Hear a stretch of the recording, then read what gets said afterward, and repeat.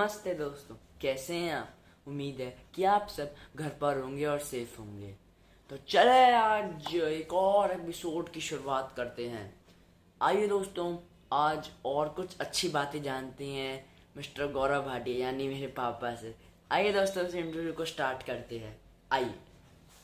नमस्ते पापा, कैसे हो आप। नमस्ते। मैं ठीक हूँ।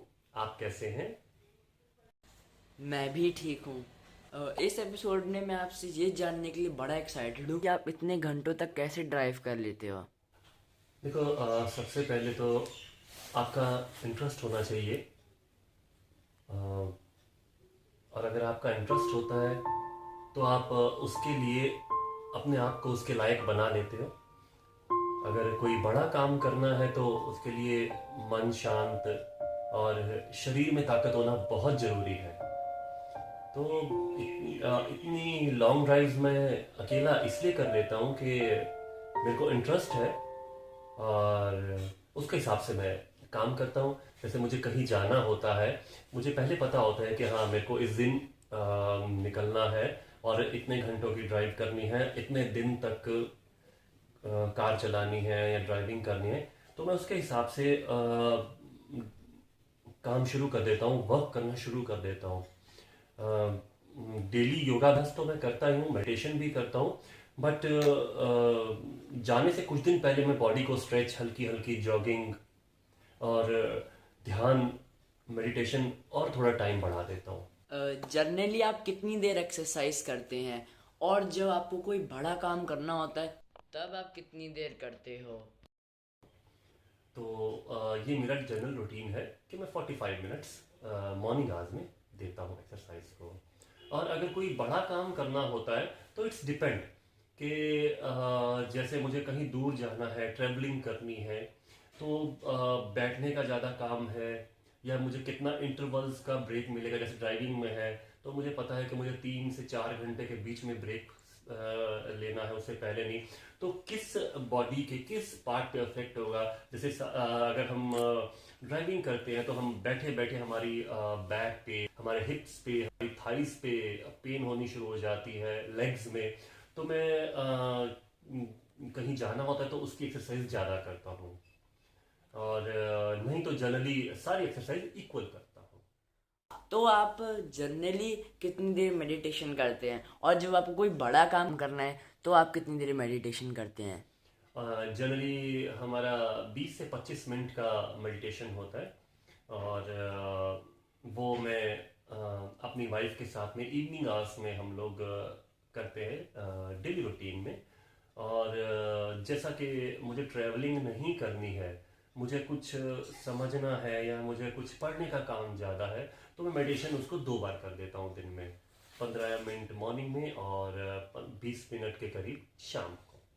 तो ये रूटीन जनरली रहता है। जैसा कि अभी आपने बोला कि आप रोज़ मेडिटेशन करते हैं, तो मैं यही पूछना चाहता हूँ, बेनिफिट्स ऑफ मेडिटेशन क्या हैं। जाने से पहले तो कहीं अगर बॉडी का मूव करना है तब मैं एक्सरसाइजेस पे जोर देता हूँ। और अगर ध्यान का काम करना है किसी, तो मैं मेडिटेशन पे ज़्यादा वर्कआउट करता हूँ। जैसे बैठे बिठाई कोई चीज़ को पढ़ना है या समझना है, तो मेडिटेशन उसमें ज़्यादा लाभदायक है। और मेडिटेशन का लाभ ये होता है कि आपका ध्यान कंटिन्यूसली आप किसी भी चीज़ पे देर तक फोकस कर सकते हैं। और उसके बाद अगर कोई चीज़ समझ आ रही है, नहीं आ रही है, तो आप जल्दी बिखरते नहीं हैं। ये मैं देख पाता हूँ अपने अंदर के काफ़ी बड़ा फ़ायदा मुझे मिलता है मेडिटेशन करने का। और इससे आप अपने टारगेट पे, अपने लक्ष्य पे इजीली पहुंच सकते हैं। इसका मतलब तो हमारे लिए भी मेडिटेशन बहुत ज़रूरी है, क्योंकि हम भी फिजिकल और मेंटली एक्सरसाइज करते हैं। बिल्कुल, सभी के लिए ज़रूरी है। और दोस्तों, मैं आपको बता दूं कि जब पापा फेसबुक पे अपनी फ्रेंड्स की फ़ोटो मेरे को दिखाते हैं, तो जनरली उनके फ्रेंड्स कोई मोटा होता है बहुत, किसी के बाल उड़ जाते हैं। तो मैं हंस के कहता हूँ कि पापा, ये तो आपकी एज के नहीं है, ये तो आपसे बहुत बड़े हैं। तो वो कहते हैं कि नहीं, ये मेरी एज के हैं। तो देखा कि फिटनेस कितनी ज़रूरी है हमारे लिए। आपने बहुत दूर दूर तक ड्राइविंग करी है, कार पे भी बाइक पे भी। आप 2 बार कश्मीर भी जा चुके हैं और आप रायपुर भी जा चुके हैं। तो मैं यही पूछना चाहता हूँ कि आप कहाँ तक जाना चाहते हैं।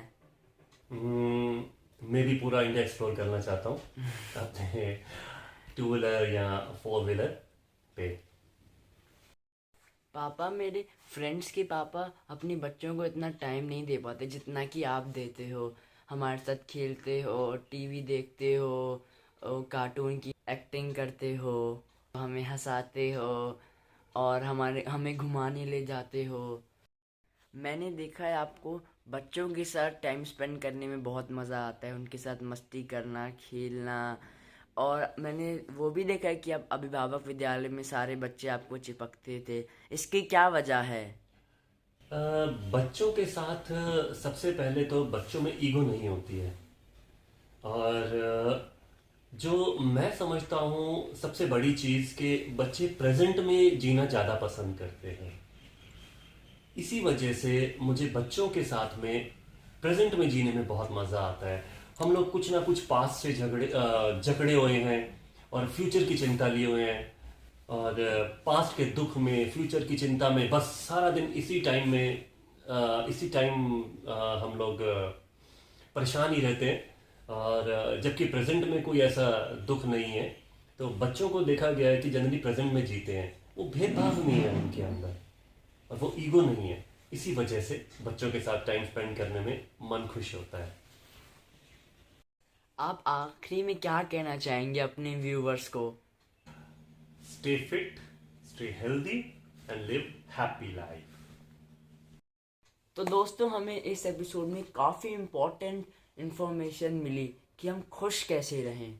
तो अगर आपको ये इन्फॉर्मेशन अच्छी लगे तो वीडियो को लाइक और शेयर करना बिल्कुल ना भूलें। तो चलिए दोस्तों, जब तक के लिए नमस्ते। अगले एपिसोड में फिर मिलते हैं।